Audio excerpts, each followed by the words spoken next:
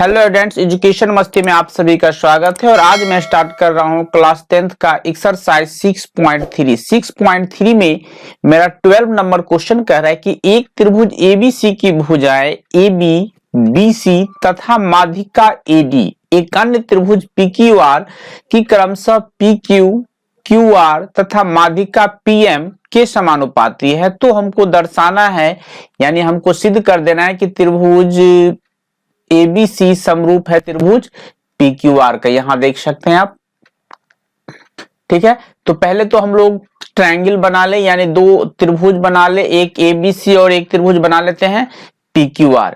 ये रहा मेरा त्रिभुज ABC, यानी ये है मेरा त्रिभुज ABC और ये है दूसरा त्रिभुज यहाँ PQR।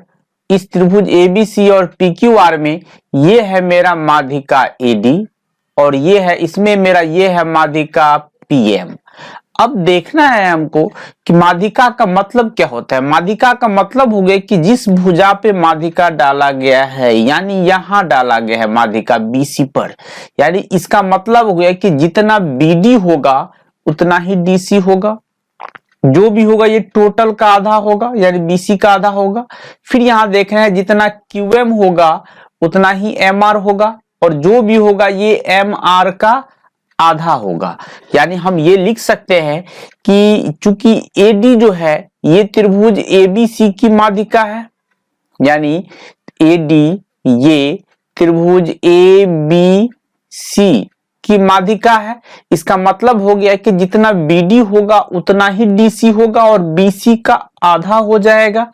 यानी हम कह सकते हैं कि AD ABC की माध्यिका है। इसका मतलब हो गया कि जितना BD होगा उतना ही DC होगा और BC का आधा होगा। फिर अगर इसी तरह हम इस त्रिभुज में आ जाए तो हम लिख सकते हैं कि चूंकि PM जो है ये त्रिभुज PQR की माध्यिका है। इसका मतलब हो गया कि जितना QM है उतना ही MR होगा और टोटल QR का आधा हो जाएगा। यानी इतनी बात को हम लिख लेते हैं कि यही बात हमने लिख दिया कि QM बराबर MR बराबर QR बट्टा 2। अब हम क्या कर रहे हैं वो देखिए। अब हमको यहां दिया हुआ है प्रश्न से कि AB, BC और AD दूसरा त्रिभुज जो है वो है PQ, QR और PM, ये समानुपाती है। यानी ये कहने का मतलब हुआ कि AB बट्टा PQ, फिर BC बट्टा QR, फिर AD बट्टा PM, ये तीनों एक दूसरे के समानुपाती है। यानी हम लिख सकते हैं कि AB बट्टा PQ बराबर BC बट्टा QR बराबर AD बट्टा PM।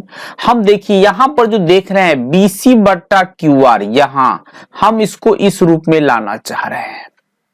अगर इस रूप में लाना चाह रहे हैं तो क्या हो जाएगा, हमको अगर BC में भी हम 2 से भाग दे दे और QR में भी 2 से भाग दे दे, हमको कोई फर्क नहीं पड़ेगा। यानी यहां भी हम भाग दे रहे हैं और यहां भी हम भाग दे रहे हैं, अंश और हर दोनों में सेम अंक से भाग देने पे कोई फर्क नहीं पड़ेगा। हम दोनों में 2 से डिवाइड कर देते हैं। इसमें इसी में हम क्यों कर रहे हैं वो भी समझ लीजिए, क्योंकि हमको इस रूप में लाना है, इस दोनों रूप में। तो हम कर दे इसको हम लोग पहले समीकरण 1 मान लिए हैं और फिर लिख ले हम AB बट्टा PQ बराबर BC बट्टा 2, जो मैंने आपको बताया कि दोनों में 2 से डिवाइड कर देते हैं, और बराबर AD बट्टा PM और BC बट्टा 2। ये BC बट्टा 2 के बदले में, BC बट्टा 2 के बदले में हम लिख सकते हैं यहाँ BD, और QR बट्टा 2 यहाँ जो है QR बट्टा 2, इसके बदले में हम यहाँ से देख रहे हैं QR बट्टा 2 के बदले में हम लिख सकते हैं QM। यानी इतनी बातों को लिख दे कि AB बट्टा PQ बराबर BD बट्टा QM, और ये तो हमें जैसे था वैसे ही नोट कर दिए, कोई फर्क नहीं पड़ा। फिर क्या देख रहे हैं अब आपको देखना है त्रिभुज में AB बट्टा PQ। फिगर में देखिए यहाँ AB बट्टा PQ ये रहा, फिर BD यहां से यहां तक बट्टा QM है, बराबर फिर है AD बट्टा PM। यानी ये कह सकते हैं हम कि अगर SSS समरूपता लगा दे तो त्रिभुज ABD समरूप हो जाएगा मेरा त्रिभुज PQM का। इस त्रिभुज का समरूप हो जाएगा। यानी हम लिख सकते हैं कि इसीलिए एस एस एस समरूपता से त्रिभुज एबीडी यानी ये त्रिभुज, ये वाला त्रिभुज और फिर ये वाला त्रिभुज दोनों समरूप हो गया। और जब समरूप हो गया, सोच सकते हैं ये त्रिभुज अगर समरूप हो गया और ये त्रिभुज, ये दोनों त्रिभुज अगर समरूप हो गया, इसका मतलब हो गया कि संगत कोण बराबर हो जाएगा।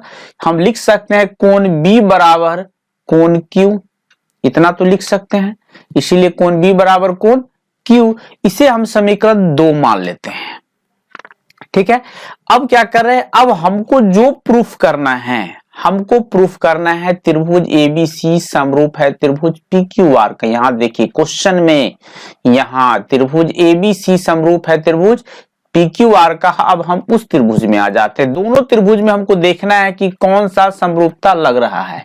हम देख रहे हैं कि इससे अगर ले ले समीकरण 1 से, तो एबीसी और पीक्यूआर में समीकरण 1 से ले तो AB बट्टा PQ और BC बट्टा QR लिख सकते हैं हम, चूंकि AD बट्टा PM दोनों त्रिभुज में आ जाएगा। तो इसीलिए हम ये तो लिख सकते हैं, यानी AB बट्टा PQ बराबर BC बट्टा QR। जो हमने जो इसको लिया वो समीकरण 1 से लिया है, ये दो ठो हमने लिख लिया है। AB बट्टा PQ बराबर BC बट्टा QR हमने लिख लिया। फिर हम देख रहे हैं कि AB बट्टा PQ, फिर BC ये रहा बट्टा QR, और फिर समीकरण 2 से अगर हम देखते हैं तो कोण B बराबर है कोण Q। यहां इसे भी लिख देते हैं समीकरण 2 से। हम देख रहे हैं कि यहाँ पे S हो गया, ये A हो गया, फिर ये S हो गया। यानी ये कहने का मतलब ये S है, फिर ये A है, फिर ये S है। यानी ये कहने का मतलब हुआ कि ये भुजा है मेरा, फिर ये भुजा, और उस दोनों के बीच का ये कोण है। इसमें भी ये भुजा है, ये भुजा है, और फिर उसके बीच का ये कोण है। यानी ये दोनों ही ट्रायंगल SAS समरूपता से समरूप हो गया। यानी SAS समरूपता से त्रिभुज ABC समरूप हो गया त्रिभुज PQR का।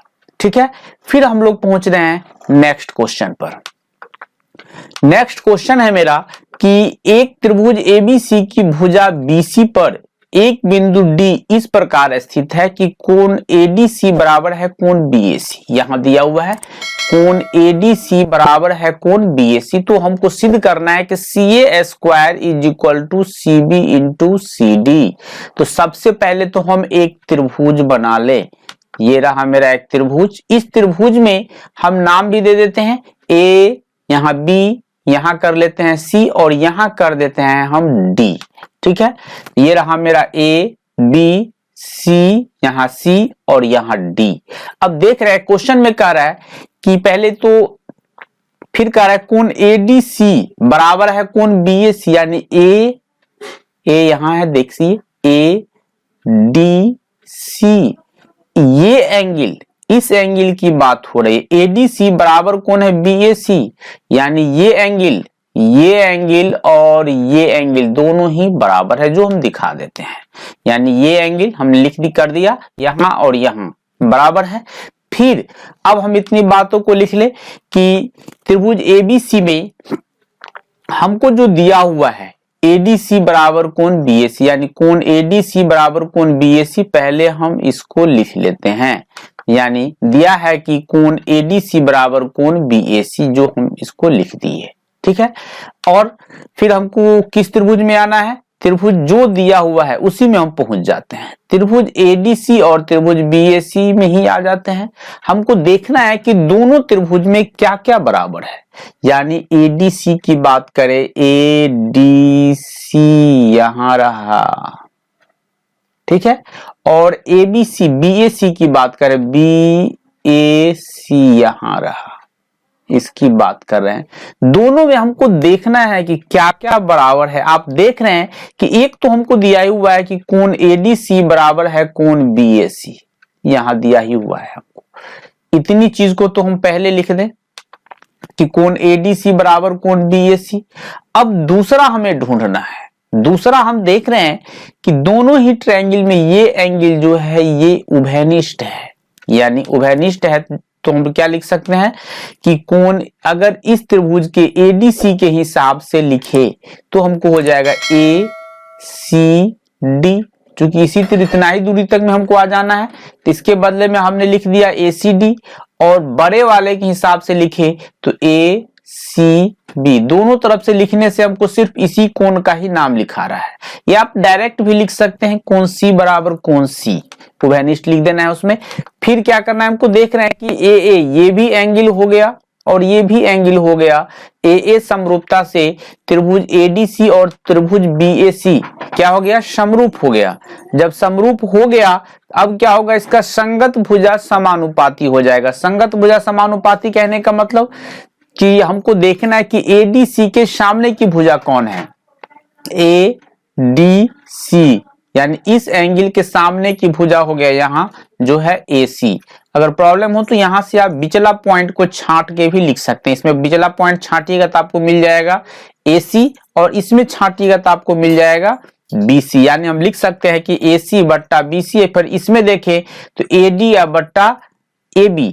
अब तीसरा भुजा कौन हम ले लिए, CD बट्टा AC जो बच गया, यानी AC छोटे त्रिभुज में है बट्टा BC ये ले चुके हैं। दूसरे त्रिभुज में फिर छोटे त्रिभुज में AD तो बड़े वाले त्रिभुज में हमने ले लिया AB। तो छोटे त्रिभुज में क्या बच गया, फिर छोटा त्रिभुज में यही भुजा बच गया, CD ही बच गया, और बड़ा त्रिभुज में क्या बच गया, AC बच गया, जो हम यहां लिख दिए हैं, यहां लिख दिए। अब क्या करते हैं, हमको देखना है कि स्क्वायर के रूप में लाना है। CA स्क्वायर कैसे आएगा, CA स्क्वायर तभी आएगा जब, या AC स्क्वायर जब हम इसको और फिर इसको एक साथ लिख के क्रॉस मल्टीप्लिकेशन कर देंगे। यानी एस लिख दिए वही कि AC बट्टा BC बराबर CD बट्टा AC। अब क्रॉस मल्टीप्लिकेशन कर रहे हैं, इसको इससे गुना कर रहे हैं, फिर इसको इससे गुना कर रहे हैं। गुना करेंगे AC को AC तो हमको हो जाएगा AC स्क्वायर बराबर, इसको कर देंगे तो हो जाएगा BC इंटू CD, यहां गुना कर दिए। फिर अब हमको जो प्रूफ करना है, प्रूफ तो हो चुका है, अब इसी को एडजस्ट करके लिख देना है।